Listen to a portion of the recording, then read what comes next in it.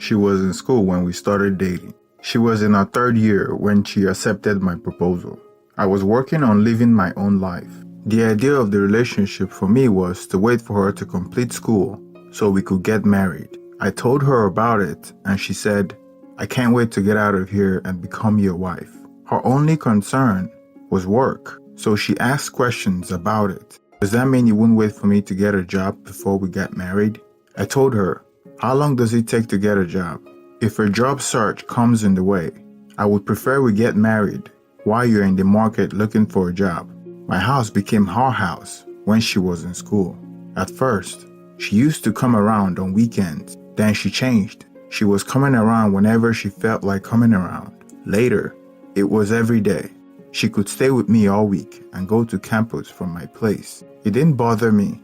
I wanted her to get good grades. So as far as she was learning, I didn't have a problem. One day she told me, "I have told my parents about paying my school fees for next semester, but they are delaying. They will send it, but I understand my parents are facing hard times. If you could give me the money, I will refund it once they send me the fees." A day later, I gave her the amount in full. She hugged me and said, "If I didn't have a man like you, where would I be? Thanks a lot. Once they send the money, you will have it." Maybe it was the happiness on her face or the way she showed appreciation that affected my heart. And I said, "You don't have to pay it back. When the school fees comes, you can use it for other things. Students always have other things they can do with money. As the saying goes, you don't do a good thing for a woman once and stop. You do it once and you will live to do it again at some point." That was how I started paying her school fees. I paid for her last apartment fees, school fees, and other fees that came along with it. She didn't plead for it. She just asked as if my responsibility was to pay her school fees. I didn't shake my head. I paid whatever bill she brought from school until the day she completed. She was a good girl. Whenever she was with me, I lacked nothing. She would cook and serve. She would clean and do laundry. There's always a difference in my life whenever she's around. It was during her graduation day that I met her parents for the first time. After the event, she held my hands and walked me to her parents. She said, "Dad, this is Matt, the guy I was telling you about."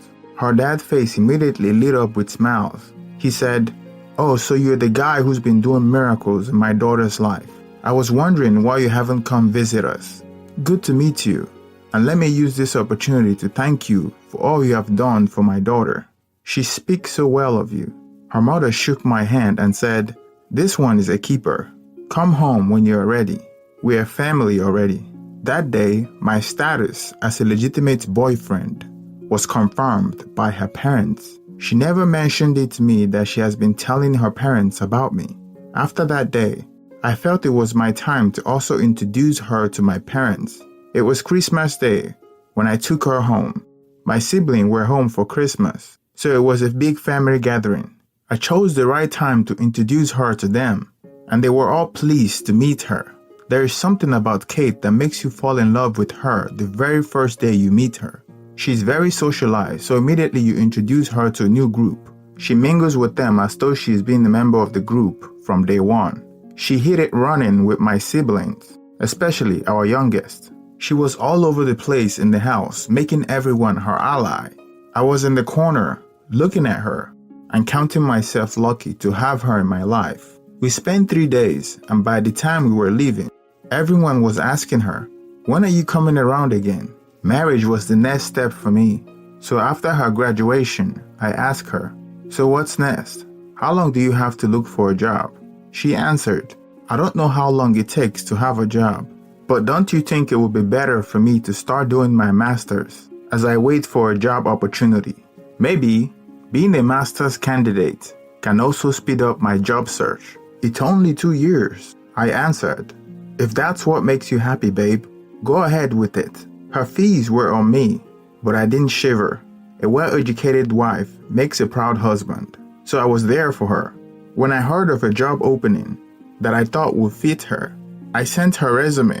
At some point, she stopped looking for a job and concentrated on her master's, but I didn't stop searching.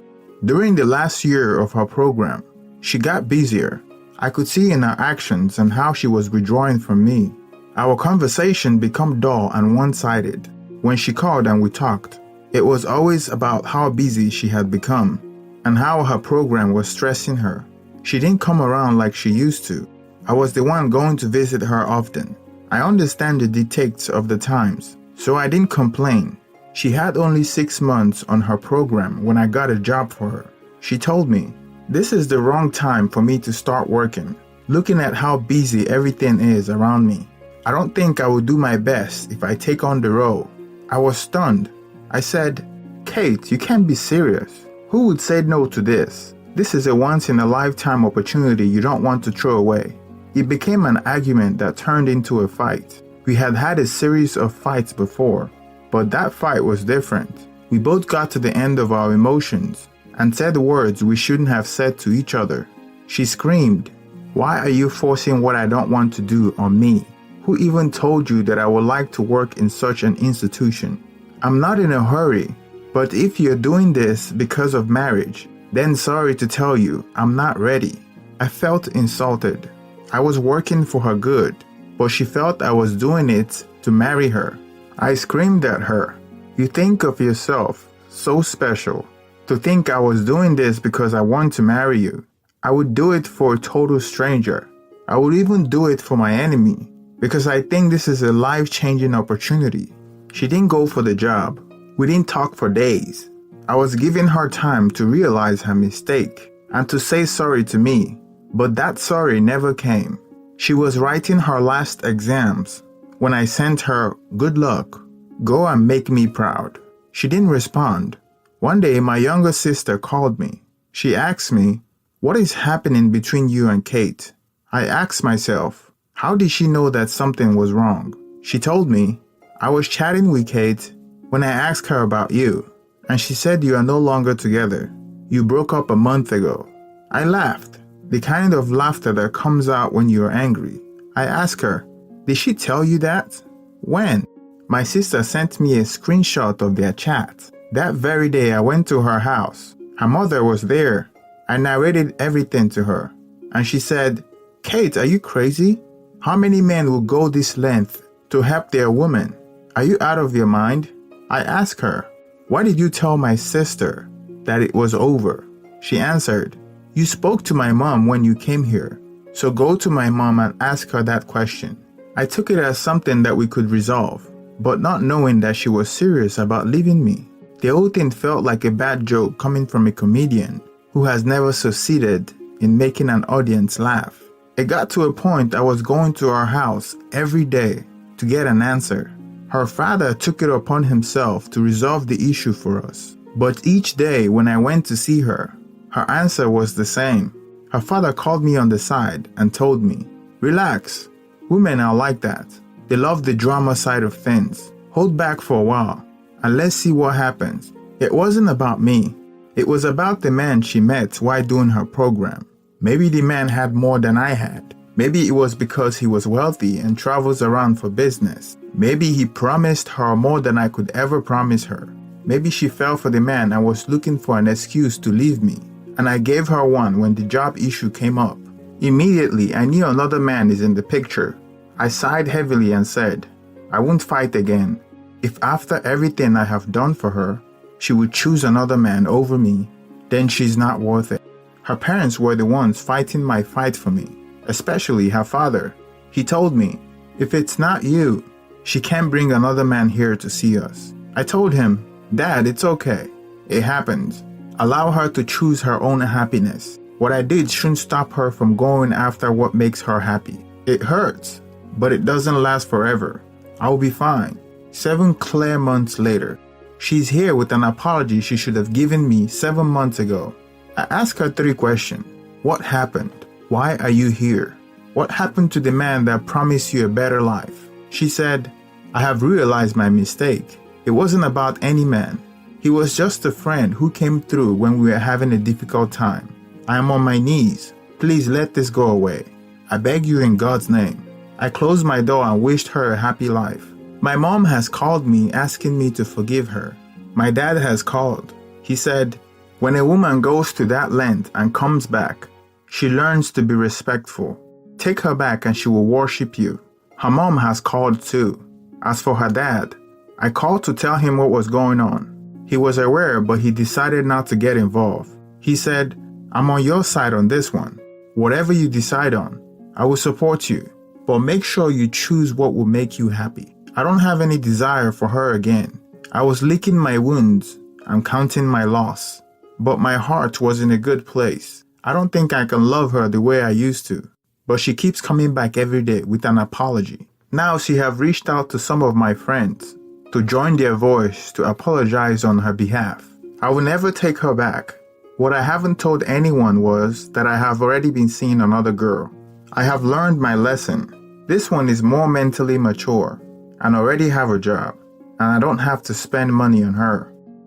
First of all, before we make a decision on this one, allow me to go back to the original reason why they broke up in the first place. 1.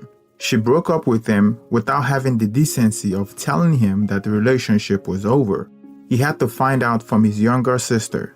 This shows that she lacks respect for him. So if we excuse her reason for breaking up was the pressure she felt from her school, it further proof that she's not wife material because when the goings get tough, she runs into another man's arm. Number 2, she started losing attraction for him when he became the provider, giving assistance without accountability. Never give out your resource without accountability. She saw him as an ATM machine when he gave her his resources without accountability, encouraging her to feel an inflated self-worth. He made her feel like she's worth more than her intrinsic market value. But the street gave her a reality check and she came running back. After 7 months, he didn't let her know that she had to work for his affection. He gave her his resource without giving her conditions, which caused her to feel entitled to his resource. She felt like their relationship was transactional, and he was paying her to get married to him. They are not married yet, and he should have allowed her parents to continue to take on her financial responsibility. Yet, he took it upon himself to do it, hence making her feel a distorted view of her self-worth. As a result, she went with another man with more resources, only to find out that she's not worth what she thought she was. Number 3, he inadvertently trained her to see him as an ATM machine. The genuine attraction was lost the moment he started dishing out money without accountability. The relationship dynamic is likened to a prostitute and her trick. I will conclude by saying that he should never take her back. Who knows how many guys she have slept with to convince herself that she's not worth what she thought she's worth. She's not loyal, she cannot be depended on, and she cannot be trusted. Without trust, there's no relationship. Is he a simp? Yes, he is a simp. Don't let anybody feel like they're entitled to your resources. Just because she's a woman, he artificially inflated her value. She went out to the street and got a reality check. Now she came running back. Although he made a simp mistake, I'm glad he learned his lesson and moved on.